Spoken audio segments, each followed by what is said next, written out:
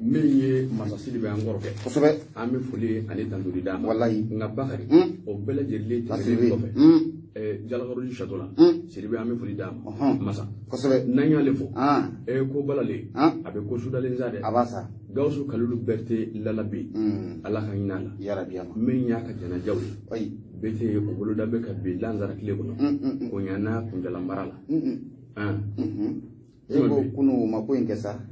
Akara kunu ma. Awo. Vous défendez c'est l'information. Oui, akara kunu. Akara kunu. Nga o bete melengo. Bete ete mingalama. Bide kuma shige san bido ni sabai. Awo. Dès le 20 mai 2021. Le 20 mai 1969. Le 20 mai 2021. Avec des Saint-Pédro, Anisaba, Iskatala. Awo, ou dès que me dafa bin jalaki, et que me fama. Kosobe. Au moment de l'eau ferré. Bala de bête, mais on est en zigoué au décacorona bay. Les tiens. Bala bella. Mon bachite, mais Fatmata Dambele, ni wati na ame folita ni kasegere, abe sus, kafa na ko akara famai. Munya Alassane Moche Dambele, ame folila sa ni fena manuasi na, abe tuluska ofi. Mon membolo karika do somarena, na fondisi me folo munimata au dessus Sud Hebdo. Mamu kumalindo akono, otiki koni amadon folo. Osabuga munye na fondi diba here, abinafo ayatoko otu dibila. Ayayira ka foko muye gouvernement kura munu kanga sigi anga jamana ukona la akaja mamme jamana premier ministre la binabe Muktar Wanna bale kufo aka feren dabali bela jelenke feno koni be kwa kana so matuka shila na koni sono ma ko jamana ko abeka c'est tout c'est fini abana patrika ba ayayira ka fo ko muye ngunu kumaula ba ayira ka fo ko ministre mumbe nanga ma ko ministre des affaires étrangères na le ministre suye ministre so nga bara benendo Mali ane jamana to wora o ciu nyana bolima akaja ko o koni ministre so ko abina taka kalfa mama munu be no liye bamanci koroye ko ministre so ko abina taka kalfa ma fatirga ba ayira ka fo ko angunu kuma ko ni ubesena nga fatirga ba ko ni kuma ko na akara chanya akaja munu be transition nyama la bi munye bandawiye ko ta faramu Moktar Wanta ko farala mauka munu be faka jamana ni ko ni ka asla fatirga ba potene idunga ngiri so mara anda laje Afriko, ayayira ka foko munye ministre des affaires étrangères, nyo refiena oye ministre soye, ministre so mga bara benendo Mali, ni jamana to, olu nyana boli oma, a papier ko bela jele, a seven ko bela jele, a teria bela jele, o ministre soye ne benendo ama, Patrika bako, ako ngunu kuma koni uchara ni wati laba nuna, ka foko o ministre soye, ne ministre so bele jamana nkona daya, ko kanga kalfa mama nunu ye marfata jamana nkama, ninga ko chama suruntuka jigi Mali donka ko kanga taka kalfa uma patrika bako akone ni kalfa la uma ko tuka bawlele flani na wa ko sabuge munye bama chikora nunu ye aka jana fara ko amane ministre so bai ko taka kalfa uma wa na ka sababu ye una ko chama ke koi antuka c'est un poste stratégique ko sabe amano gonda ko sabuge wa na ka sababu ye jamana yera to una ta bela jelen ko ni ka abuja kene mana la ko sabuge munye akle na mumbula ninga jamana en ko ni ninka afara ko farali uta to timeli wa usabe ke ekani la jamai na fara ko ni ministre so ko ni ngata ka kalfa uma na taraka kalfa uma ale de ministre so munu me malika la sigidon amma kando munu mako ambassaderu ale de ministre so munu bo ulu bala jele nungo ulu sigi una dumanya ko intaraka kalfa uma aka ja ko mawuna sigi an ambassadu ko na lai mamunu nu bena ke bamanju yere ko wa mamunu yere benu te foi do ambassadu ko yere la aka ja ko ngasigi na ka foko okoko ubeke wa mamunu do kubna jamana ko ne ko ka aborto ka ka c'est tout c'est fini parce que ba ko ako fem yere be no be majoro ni koina ako e ka jete mina ka la jamai na fora ko ni ministre soyi ko ka taka kalfa munye bama ci marfatiki ko ram numa aka ja andume domina kom pi wuri ka jo obesi na fampela jene mi e polo no mu seba mu ngel ani bama chuche na ngwa ma accord de paix ja ako ko akal lawaliya na manya ko ni ministre soyi ko kalfara bama ci numa ko uta ako tolla wale ale uta akili ale tententewa parce que bako anaka sababu ye jamana yera koni ko anaji dinga kono asilendene dinga mun koni ukonna ye parce que bako ako wuli ka jo obe ni wati na ba dawre koni apolo aka fere bala jilenke ni mununu kuma mesina kuma ngana ka chende ba daw aka fere bala jilenke singa aka fenke femu ne a chieni kina chiena a sika glamble aka farati ukununa k'a farati dɛ o suba ye dɛ fatirikɛba a y'a yira hali bi n'o de f'i ɲɛna n ko fatirikɛba ale to a dogolen don kunnafoni in kɔnɔna la yan fatirikɛba hali bi a kumara a y'a yira k'a fɔ ko gouvernement kura mun n'o kan ka sigi sen kan n'a ma sigi bi a tɛna sigi sini wa nin dɔgɔkun laban in kɔni na siga foyi t'a la a na sigi fatirikɛba y'a yira o kɔnɔna la ko maa minnu bɛ yen n'o de sɔrɔsilakaw ye n'o ye kolonɛliw n'a b'olu kofɔ kolonɛli ninnu e ko k'u bɛna t'u jɔyɔrɔ la dɛ maa kelen de bɛ yen a ko o jɔyɔrɔ ko o bɛ sɔn ka yɛlɛma awɔ ko maa kelen bɛ yen kolonɛli ninnu na ko o jɔyɔrɔ ko bɛ yɛlɛma awɔ ale bɛ bɔ minisiriso wɛrɛ la ka taa minisiriso wɛrɛ kalifa ma o ye permutation de awɔ a bɛ kɛ ten de o b'a kɛ ten de remaniement i bɔra la permutation i bɔra yan fɛ ka t'i bila yan fɛ a banna a bɛɛ Aliga jɛgɛ bɔra futeni ka jɔ la a bɛɛ ye kelen ka taa lasina ka jɔ la u ba nana duman tobi a bɛɛ ye kelen fatirikɛba hali bi a kumara a ko parti politique caman kɔni o fana na t'i yɛrɛ sɔrɔ nin gouvernement in kɔnɔ a ko a dɔgɔmani yɛrɛ bɛ sɔn ka kɛ parti politique o 4 ye koyi k'o bɛɛ lajɛlen bɛ sɔn ka t'i yɛrɛ sɔrɔ nin gouvernement in kɔnɔ a ko an ka na ministre kɔnɔna la n'a nana ministre kɔnɔna la ministre min bɛ n'an k'a ma ministre de l'économie et des finances ale tɛ nafolo ko ministre ye wa sɔrɔ ni musaka ministre a ka ja ko sɔmi kelen don k'a fɔ ko o ministre ko a bɛna ta ka kalifa maa mun bɛ baara in yɛrɛ dɔn koyi a y'a dɔnna kari ko n'o tɛ ko maakɔrɔ min kɔni tun bɛ yen wa a y'a ka ja ko a tɛ baara in ko a t'a ɲɛ dɔn awɔ k'a t'a ɲɛ dɔn dɛ incompétent fatirikɛba ko hali bi n'o bɔra ko an ka na mun ye an ka kɛnɛya n'o bɛ santé n'a b'a kofɔ ko a sɔmi kelen don k'a fɔ fɛnɛ ko mun ye o dɔnbagala wara dɔ fɛnɛ ko o bɛna bila o kɔnɔna la ko o na kɛ sababu ye mun ye dɔgɔtɔrɔw olu ni gouvernement bɛ gɛrɛntɛ mun na nin waati laban ninnu na olu ɲɔgɔn cɛla la o sababu kɛ mun ye hôpitaux directeur o sigili ye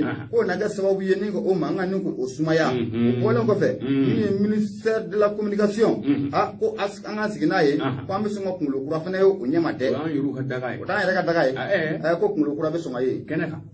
fasiri kɔni don sɔgɔmada na n y'o de f'i ɲɛna n k'an y'a sama ka bɔ Sud Hebdo kɔnɔna la kalimukalatigi ye ale ma fasiri siga foyi t'a la i bonya a b'a la ninnu ye sɔmi-sɔmikanw de awɔ an bɛ foli ani tantoli d'u ma kosɛbɛ Bakari Bɛtɛ ni murujuguni min b'i ma ko sini diɲɛ wuli a bɛ taa a tɛ fɔ a n'a ka walankolondenw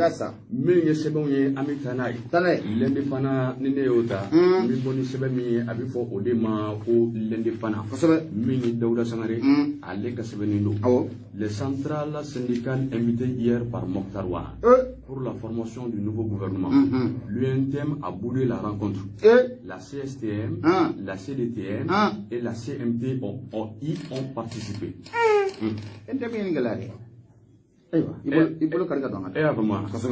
Mais il flakay no ye Dawuda Sangare Dawuda Bari a ko ngalongon de mina bari gudi kunungo min woni an ka ministre nyama ye al na soro amedu ne ko bi aba yere sabula ni ha ta lajɛ min woni Mokhtar Wani an ka gouvernement bay ale kelen doron de be ni wati laban nun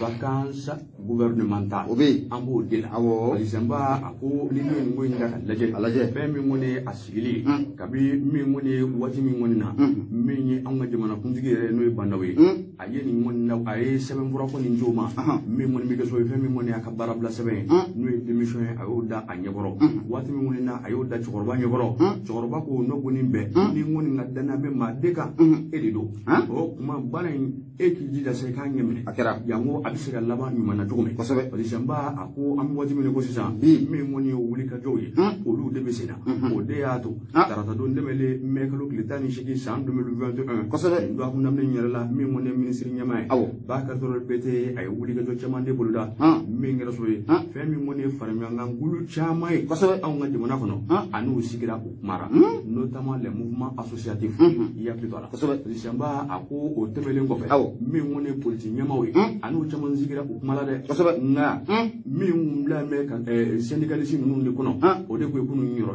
ye e kun ye bama kosɛbɛ kunun de min mɔni Mali yɛrɛ cakɛla kuluba ninnu ye olu fana bisimila don o de ko ye kunun ko araba ye mai kalo tile 19 san 2021 o bisimilara a kɛra Mokhtar Wani yɛrɛ jabala la primature December a ko ne wulikajɔ in ta lajɛ min mɔni anw ka jamana in cakɛlaw ka lafasajɛkurubaw ye a caman kun bɛ kɛnɛ in kan nka min ma yala o de ka bon n'a bɛɛ ye wa e tɛ min kalama n'i ɲininka nin waati laban ninnu na olu de bɛ baara bila la min daminɛra tɛnɛndon dɛmɛ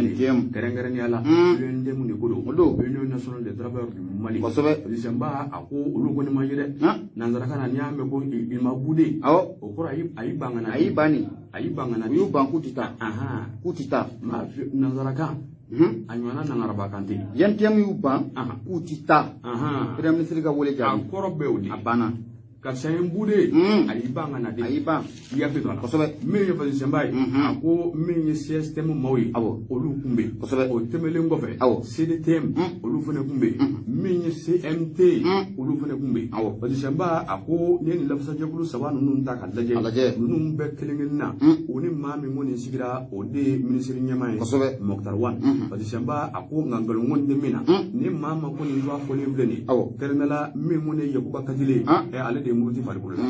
amata de sabula ne ya ta laje aka secrétaire mi ngoni be nale ka barabo lolu nyeshi me femme seben fura lara wi no secrétaire administratif du bureau exécutif de l'UNTM kerenala Isa Bengali ne ya ta laje Isa ko angana nyom musalaga olu ko ni wole la de lettre d'invitation churuma nga ci wara de be ko muso bala mi ni sheshi boti kili afo ko be odi ministre nyama be ko lu wole mina o de gouvernement ngurasigi ngolu kalika minye ukabara kari kan minye o de olu be langini min no fe singa ko kan kasabali sa singa ko kan no ko ni manyana bo be o kuma ni gouvernement ngoyi ubitala ushinin tala ku fela ko ils sont ni demandeurs ni preneurs ou fela ko te alna diru mo ta wal abana mai mbede olu be grève na olu go nyi parce que samba ako ni muruti mi ngoni fle ni ngoni sogolo la wati de la mi ngoni sebe koro gele ali do abegele sabla ina ka laje mi ngoni kele dafa lawe en terme de médiation an ñon ci kuma ke baw olu ko ni segeli do ni wati la banu nu yo do fo gouvernement leni mi ni UNT mawe u be ta do fu nga ona tabe mi ngoni wuli ka joye atobe parce que samba ako ni ngoy yala na fo mundela sabula ni atara laje min woni an wala dala mawe o chamandaraw les missions de bons offices de coutumière chamandara y compris religieuses et nimbeira dina maw fena yira nga ona tabe andita kutine baratike kutita o kofe min ye patrona o keledu o kuma a patrona ko anyana borawa patrona ko le na ka nyana bole ku no fene sigira e na tabe muru tibe o tebele ngofe je selege nani basiki fanga bloba mi me anga jamana ko nala minusma o lu fene nu mara nga ona tabe bala mini bolobe o kofe mi ngone farafine rek le bamba tombai CEDEAO e o lu fene usino ko ina nga ona tabe gele abi parce que samba ako nini ngoy ngon ndaka laje fa rafe mi ngone lafsa jekulu ko kuluba wala mi ngone be kenela no CSTM ni nga Confédération Sénégalaise de Travail du Mali o kanyama ba no Amadou Amion Guinée ani minsi nyama ba ko ni sigira kumara nga ay na bina do gouvernement na o mama yala de non y a pas question de quota bena minga o kuma an ba fede jamana nga sigi bolo klindika aw bi sika fara an ga chama joro fanga nga njuguna no gouvernement tradition ye an ga ndiga di nyoma nga di manajo o demanda ne fara nga na don do gouvernement na ni mama o vina ngaludu o tia o samba ako o temele ngofe la fasa jabulu wala fene be abe fo mi re ma ko la centrale démocratique de travail du Mali CDTM o nyama ba Ousmane Almoudou ani Almoudou fene sigira o kumara no minsi nyama e o fene bena minga o ye ngile nunu de abana ni layni nunu de bawna duna na tawla an woni kama na gone do an torle do absiga munde la na anga na fasiraka na ayna adon do gouvernement na e galodo abana basi samba ako o bana nous la fasa jagulu ali bi olu ka kulu ko folo ye min Confédération Malienne du Travail CMT olu fene ka nyama ani ministre nyama sigira mara minga o de dona na tawla madiam be barakela u den o be se ka dala fa chomi ko yolu de nga gouvernement ko kuma o fene ma yala ni sebe anyi mi salo ko ko beso mina ndende pana u ka bi wala Dawda Sangare Dawda Bari ale ka sebe no u ka bi wala Dawda Bari foli o be tani ka asegare momo ni mi farati ki ijo bela dilen ka asin ijo kala bela dilen se ni laban e laban mata bo jala ki kane afi betu kedina momo arajo nura fm bi kononto anani to mi munumru duru momo amma yini kanu mo fen watina no ya soro jabati be mamuna aye fere ke aka ka arajo ni ka addatugu no ya soro tension me mamuna o ka fere ke ni ga jisman do ni ga bla akra flala nyama ni ga briefing koloni no ya soro nena karkadi mamuna na prefini ngoloni na sema no ya soro pali be mamuna o ka ferege ki mabo radula joda Allah ka amburugo amin momo délinquance financière au Mali nyami jugo musaka kula ayi kada mine munye sam bafla anitani sabala 2013 no be ibekas wati fo njalagi kana bila mumbe suyani mun kɛra yurugu mun kɛra nafolo mun n'a tununa ni a tayɔrɔ ma dɔn an bɛna an da don a la bilen wa awɔ a ko bɛ mana bɔ dɛ an ma tila fɔlɔ an ma tila koyi maa mun kumalen don sɔgɔmada in na o kumalen don le prétoire kɔnɔna la ni kunnafoni a bɔra maa dɔ da kɔnɔ maa mun yɛrɛ bɛ n'ale ye CNT maa ye an ko maa min ma Abubakar Sidiki Fɔnba n'ale ye CNT maa ye ale kɔni a kumara a ko k'a daminɛ san 2013 n'o kɛra IBK na waati fanga la ani ka na a bila a ko yuruguyurugu mun kɛra jamana in kɔnɔna la fɛn caman mun sonyana jamana in kɔnɔna la a ko an ka a manabɔ dɔɔni dɔɔni ko an ka na ni hakili b'a la a fɔ kelen ni hakili b'a la pankuru mun sanna k'a bɛ di masakɛ ma Elhaji Ibrahim Bakar Keita ma k'a bɛ IBK sigi waati fo ka n'a bila bila a pankuru ko a wari ko a da ma se ka dɔn. L'achat de l'avion présidentiel. Awɔ. Hali bi wa. Hali bi a da ma dɔn. C'est déchiffré. Awɔ. A ma dɔn. A da ma dɔn. Allah k'an ɲɛfa d'a ma. mun ye hali bi a kumara a ko fila a ko miliyari 100 ani miliyari 70 a ka ja ko o nafolo kɔni ko a bɔra ko walasa ko mun ye maramafɛnw ko ka taa fara mun ye finiw kan o bɛ se ka sanga di an ka lakanabaaw ma cogo min na a waati yɛrɛ la l'achat des équipements militaires ali waati yɛrɛ la a yira k'a fɔ ko mun ye tipɛri kelen ko o sanna ye 6,000 ko a ko a ka sɛgɛsɛgɛ o fɔra yan o kuma fugulan bɛ taa bajo de la o la o tɛna kɛ ba tan ye n y'a to n wuli an k'an pan mun n'an bɔra saba a ko ni hakili b'a la nafolo mun n'o bɔra ko nafolo in ko a bɛ ta ka di mun ye an ka lakanabaaw ma ko ka maramafɛnw fɛn caman de bɛ yen ko ka lakanabaaw ka ko bɛɛ lajɛlen ɲɛnabɔ ni a ye n'an k'a ma ko loi d'orientation militaire l'OPM ko 1230 miliyari o nafolo kasabin ko a yɛlɛla sanfɛ wa a jiginna duguma a ma ye dɔn ala k'an kisi koyi n'o bɔra yen a ko naani mun ye fasirikɛba hali bi a kumara Abubakar Sidiki Fɔnba a ko ni CNT maa don a ko mun ye a fɔra ko panko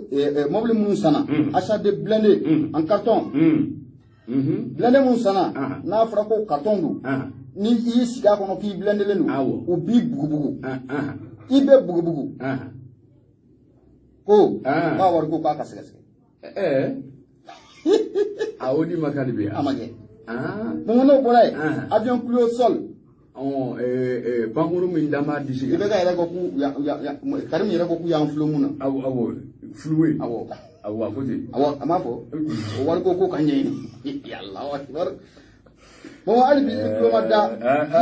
ji ni ka gɛrɛ i la fasirikɛba hali bi a y'a yira k'a fɔ ko mun ye mobili minnu bɛ n'an k'o ma ko citernes ko citernes feerela k'a daminɛ 2013 la ka n'a bila an ka jamana ma citerne kelen o kelen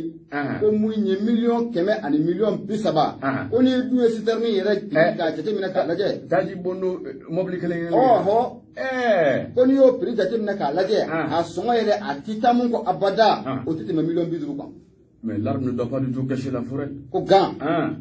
O san jamana in kɔnɔ yan miliyɔn 100 ani miliyɔn 30 kelen kelen. N ko quoi.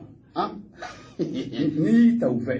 i b'i muruti de. A ma ban koyi. Mun ye hali bi mun ye CNT maa Abubakar Sidiki Fɔnba a kumana dɛ a ko a ka na kɔfɛ dɔɔni a ko mun ye sɔrɔ lakanaba maa 600 ani 400 ani 51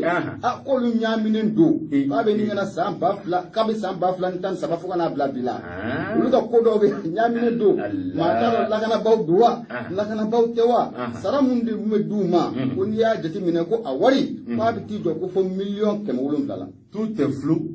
ambigu, à la fois controversé. A bɛɛ don bɛ ɲɔgɔn na. A bɛɛ kan b'a kun la.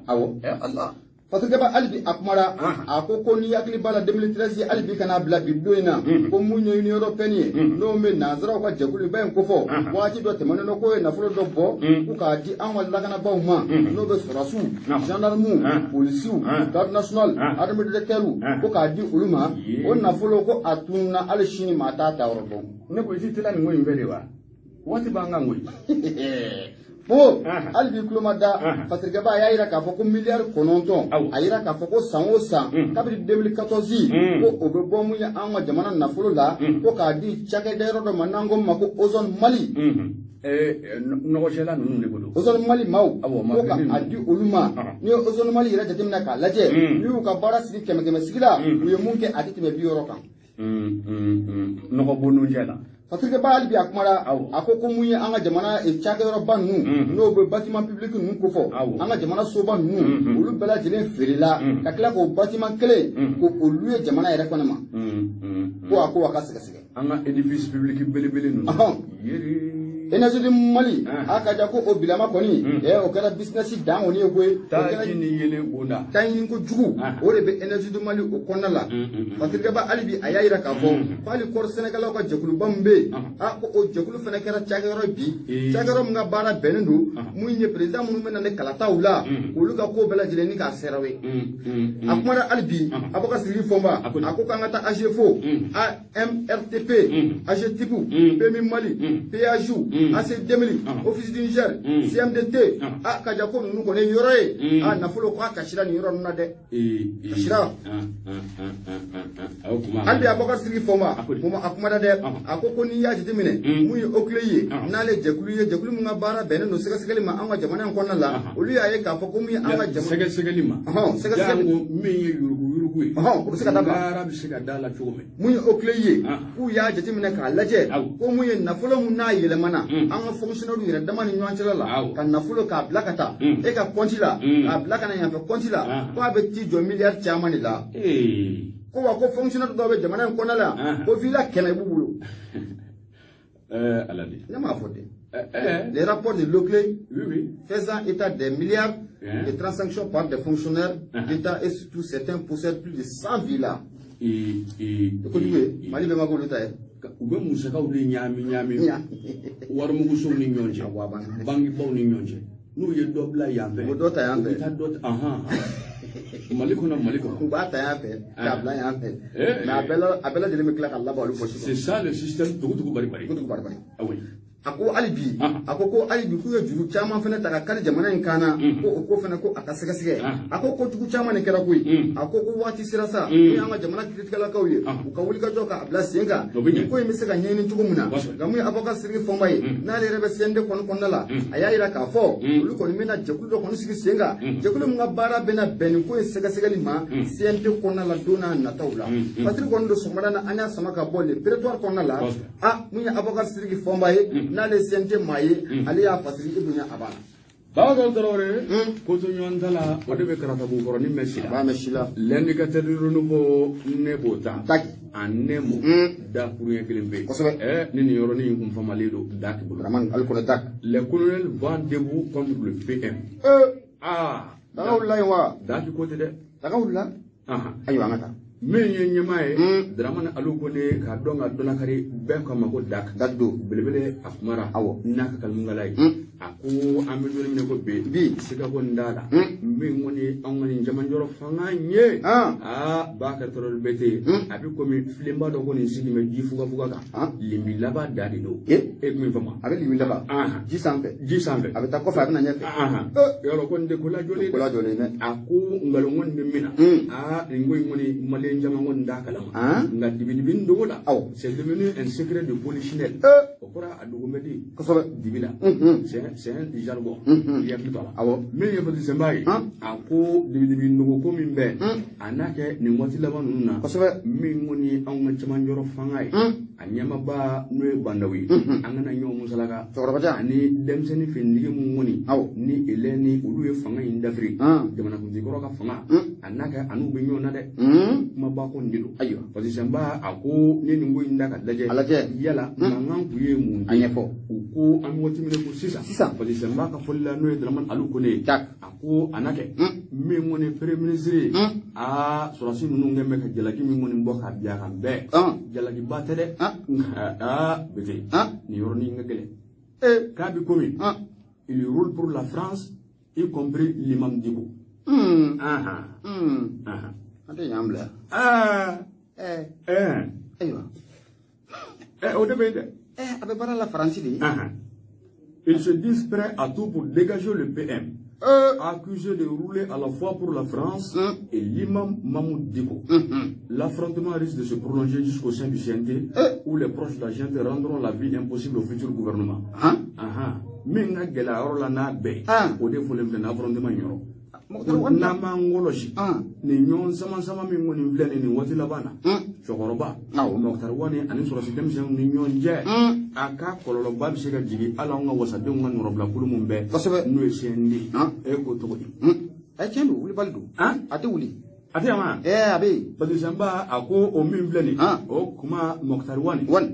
na so ni ma la so mi ngoni no ya naki wuli ka jo chama mbuluda ka be gouvernement ngoni sigi teliala no gouvernement ngurai o kuma maje mu ngoni be no nyon famia baliani sama nununi ele ni fuka sirini dana nyone an ni gouvernement ngura sigira akololo nande sabula ka bi wasabulu ngulu ko nala nyon sama fanga bi buen o kuma be impacté au niveau des deux cas c'est la faiblesse mais ngoni gouvernement ministre ko mena chaw damne olu fene simoro no bulu ngorlawo a be bi bla nyanza minego ni seben anyi mi salo ko boka beso mina l'indicateur de renouveau drama alu ko ne dak ale ka sebene no o ka bi bolla drama alu ko ne dak foli o tan ka segere momo mu yanga premier ministre Dr. Wani asengana de ni gusi ka takofe o kila ki gusi kana nyefe hedo ba fa ye mam digo ka maye mam digo ka mado fa ni kele ko ngale ale do akele ra bolo de mais ya on négociera au D 76 33 43 03 abana momo fasiri ametana albi me folo karga do mi sorde bama ko me bona ale ni Omar Angoiba akumalendo Omar Angoiba akumalendo fem ngan so madan na o de l'exil politique na ko fura avec Karim Keita be kan dingue kacho aba ale ko fo do ngolo Karimu munye bachaka Karimu dongela ba aba ale ko fo banga sikina ka fo ko soni ko Karim ko be so wa singa bo tungala de le Boukanché abe so wa singa bo tungala Batungala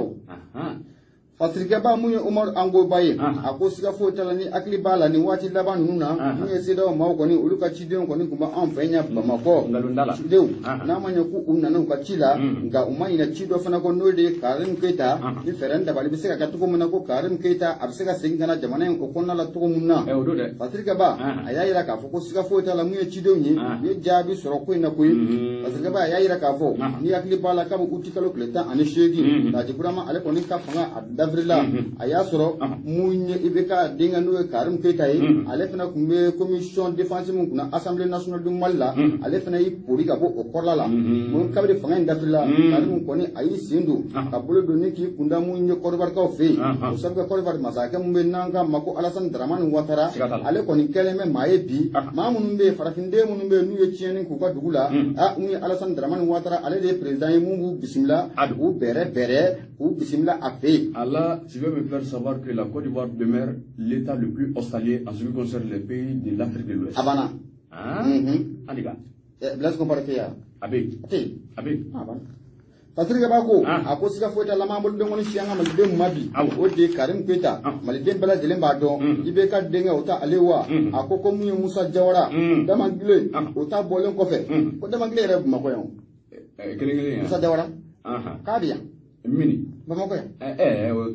ça c'est éphémère abimini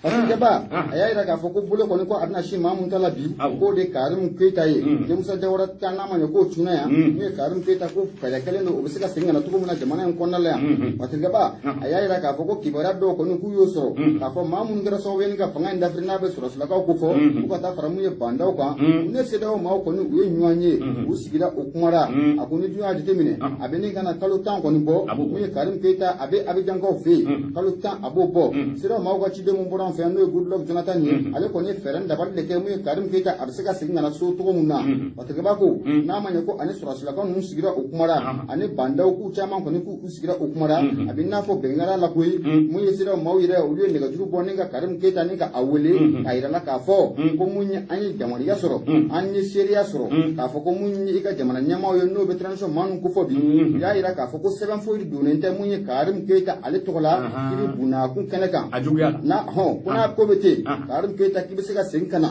wa ni segina kana ka lakana ko bela jilin la fasalindu ka lakana o bela jilin la benunu ka ban na manye koni ko segin ko le ka diye ki ka lakana li aka ja ko bela jilin la benunu ka ban abe garanti parce que ba ko o kon la sakibe na ka fo na manye ko ko fo da karim Keita kulo kan karim abe fe ki no mba tuguni ni ka ke cheboye chebo mundu o kan ke mo ko min do o kon la élection législative ko abe fa ki yere ke député ko o bolo dalenu abolo akumolawo parce que bako o de kona la sa kwa ira ka foko Karim Keita na manye ko munye abe fa ka segin na so na manye ko segin kana so abe ni kambo munye wasadiya no fe na fo apmala to ko na mu ko minde o kona la o sobuge mu sira mo ko ni olu ko ni dilike ka kuma Karim ira fe ka ira Karim na ka fo ni be se ka segin na ka jamana kona da bashi tiye bashi ti ko parce que bako ko an an sigi ka laje dona na ta kona Karim Keita ko abe se ka segin na jamana kona la abe na ka chebo de wa atina ka chebo de wa mu Karim Keita kwa yere kile ne bodo mana demissiono ale mu mo tira ale sigida flana na na kilo demissiono fana muruti le tara ko kaka bo aywa ko nyamina koy mumu ko nyamina na ke bazi solidi babu mena mu fiyana jamana mbe fen fla de kuna ne mu mo fangala bi ni o ka na bona be wa fla soro wa fla tigadi la fanga kura mun na jago e ka wochi de mumu abon ko jamana min ndoro la abana fla ka mu fiyana ta abana abe ni ni wallahi ka tay ni wallahi Allah anya kadama fanga do kumbe be wa fla soro o fanga kono o fanga bina te wa fla soro ni wa fla du ma soro de me be bala to ko ji neko nimbela an yuru ta la mweli jamana kono do jamana kono de an wara du barakalo sake mais a ban bebe na biaw ne ka aram e ko ngom a bal bebe biaw ka awo amma mi amma ba do nyona ka be kala buzu nyona o kuma akungo bebe jigaw ne ka akungo ya hafota ya keta ya donda awo bon an fana ka maa ninnu fana filɛ nin ye a dɔw t'a ɲɛnabɔ dɛ nkalonda la dɛ a dɔw b'a tiɲɛ kɔfɛ k'a tiɲɛ ɲɛfɛ an bɛɛ bɛ ɲɔgɔn dɔn a banna ala ka ne ka d'a ma i bolo bɛɛ bɛ ɲɔgɔn dɔn i bolo don Baka dɔrɔn bɛtɛ min ye sɔrɔ de Bamako ye an b'o ta a ta Bamako wuladafɛla a b'o de ko fɔ kosɛbɛ Baka dɔrɔn bɛtɛ hali bi an bɛna min kan o de Mali cakɛla ninnu u ka tɔnba min bɛ n'o kɔni an kana ɲɔgɔn musalaka n'i ye cakɛlaw ka tɔnba kɔni ko fɔ kosɛbɛ bɛɛ kulo bɛ min mɛn fɔlɔ gale la o y'o de ye UNTM Union Nationale de Travailleurs du Mali a banna Baka dɔrɔn bɛtɛ min kɔni lakɔli karamɔgɔ ye u k'u tɛ fara o kan dɛ notamment kɛrɛnkɛrɛnnenya la Monsieur Bana, le syndicat de l'éducation signateur du 15 octobre 2016. Ah oh. Ça, on a fini fana barka boyarata. Article 39. Ko chama nyami kuy. Ba ku te fara nyonga ne. Ku te fara nyonga. Ayi. Uni yente maw. Ayi. Nimbara blain. Olu ta observer de. Awo. Ayo halaka nya kadama. Odi samba ode laya jare. Laya. Bamako la fela kono sort de Bamako. Laya kudi. Ako siga kon de mina. Memone nya fiye jogo na ngi nyinga. Kosebe. Syndicat de l'éducation signateur du 15 octobre 2016. Memone la kol karamo ye. O ka la fasa jekulu chaman de sona ka kapunyonga. Ka tombele bele mingoni sigi nyonga en synergie boloni ma kadra kono. Kosebe. O de kodu. Awo. Kernela bolono ko ndara selen na domina. O de otogalo klitani durwe sam 2016. Akera. O de ato atwa foko mngoni nda. Ni wati mida. Walay. Ya fitala. Kosebe. Ko nde kumbe wede. Ayi. Ma fe mo jagalani. Ati letri kala ngui. Walay. Men ye fodi sembai ako ni nimbo nunu ntaka laje fe mi moni kuluye mun ka fo menyonga ni ngule ngone ba fo nyafi jugomina si pesco obala abala sinebu obala menye sineftui o fene bala sine seki obala abana sil defu fenareki ani kozesi o be kulude kulumu ngoni sona ku tigedi nyoma nyafi jugomina an synergie kosobe galabu ani kulu ka fana nyonga tigedi nyoma kadara kunala abana min mege sobe kulu ngoni ma kungle na ko ni vo mama ko ni sona beki bolo no ko nda sebena to ko litani duru sa 2016 wala ngo ere bida kuka nunu de ka fo menyonga ko kulu bayni ko na o kuma u ka sebe ngoni ko ku go u ka chakala bela yo lefu mali kuna kun sabula ne ni barabla bundalin da laje min mun dana bushira tene nun nebele ni ata laje mali kuna kun o wala so te ni nda shwa abeda yale li galoduwa ay ala mo mga kew ala mga kew wuruna de sogora abo mishebe la kolla la karni babulu babulu awo e kuma infoma nga ko mi gata to muna ma kololo la ba mi le mission nun bele bela. Bon, par contre, nous venons pour une fana minani. Et quand n'a pas que l'un de ces oulouma, Yango, ou la col caramo, et qu'on est ma biture ni yon a cola, ou yoludi, ou damatere, ou ma coudona la daula, ou nous tirons nous limano nous chacun beuli. Et là, nous on me balamini buluda, ou buluda, sabla, lining la do kun wili do wati labanuna, et rube la inizwamina, cook me follow koi. The Senegal is de notre âge. Alors, vous pouvez follow au Makoti Neblé. Cerveau Singana. Quand il y a marre de côté. Allez de côté. On nous est là une goro de. La Nincoro. L'analogie. Kogoroni. Ako ni olude. O kuma dona na tawla. Olu bena faranyo ngaka bela ku prawere di buluda. Basaba mimmeke sobuye. O kuma wala ngo biseka to ko mina sranje lega. Abana. Abinya ino srade ga. Basaba o ka soro kuma la kuma mimmeke sobuye. Min ngono no gouvernement. O kuma fene kala ine mumbe. Basaba olu fene ba kala ka nyana bo. Dondoni. Abana. Ni sebe anya mi nzalo ga bo gabeso mina. Sordo Bamako la fela. Basaba la ya jara. Laya ale ka sebele do o ka bi wala laya jara foli o betani ka segere mun wati na sa ama ire baraka nyon fo no de maliki sisugoye ni wati na asogola mana ka bokuru ka ofi maliki sintilimani maliki cheduma na ya fo sami son jara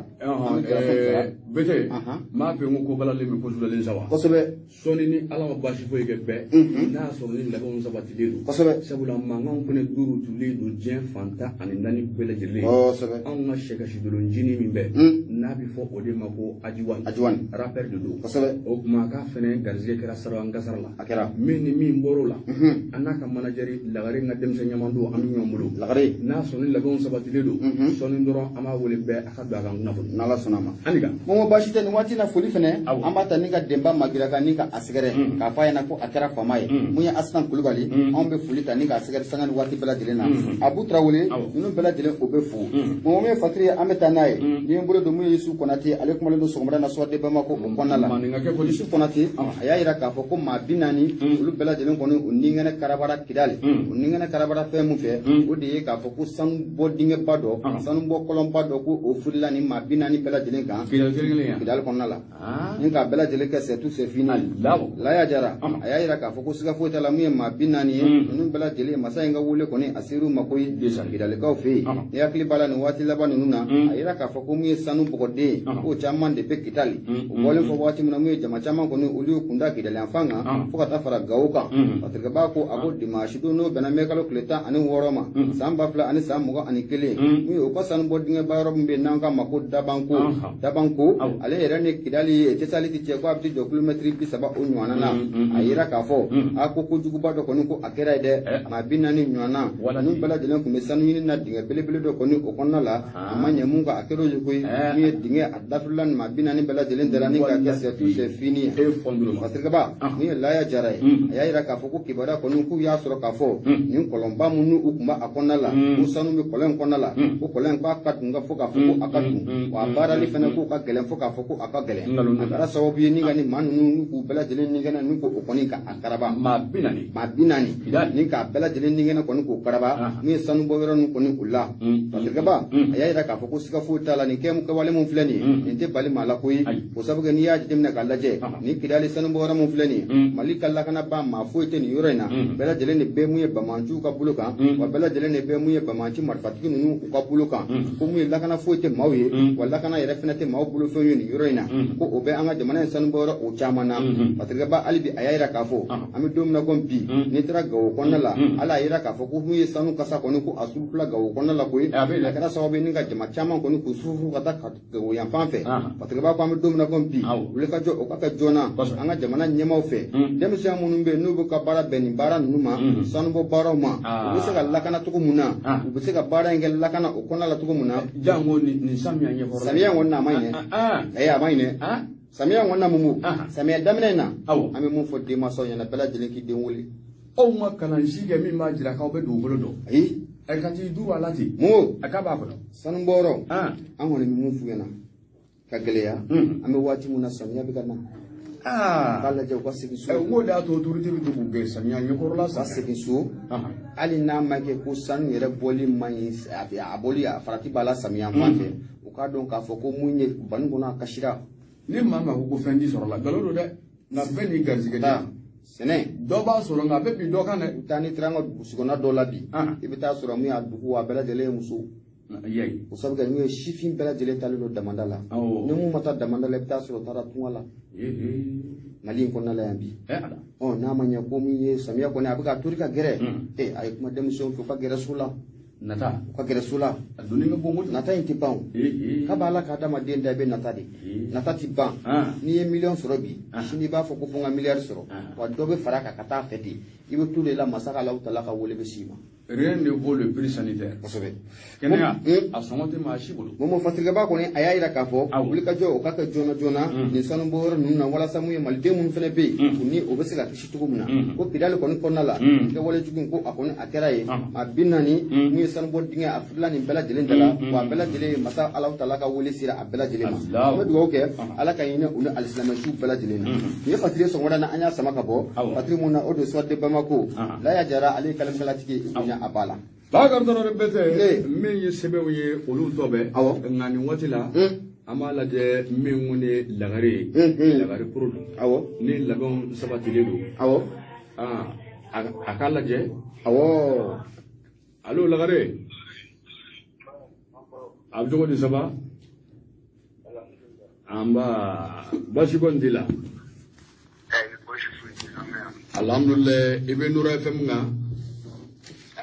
radio mendo radio kurado abi sangele mbo an sigile do jala korodi o mami jamunga mi ngono o de ki borake ne gafe kene namanye amedoni mne gobbe malikuna ko aka jan jensele ke nani bebe do kadda ke minye ka barabudele nya shile do sijo barade ma minye manyolon nge musique ko lay bo di do ajiwan ami wati mine ko sisa yani ni ngololo nunu nga sama be kuma ye sangani wati bamako ani mami mi nyombula ka sujo lawe ede ba ka mine nunu ngla aka son nunu ngla o ko kasara bina ka bebi kumba ngono bebe ga gangi tafo wallahi ama ngini fe be foli ke bi dandige o kuma ka mbo kumba ndangana awo bismillah way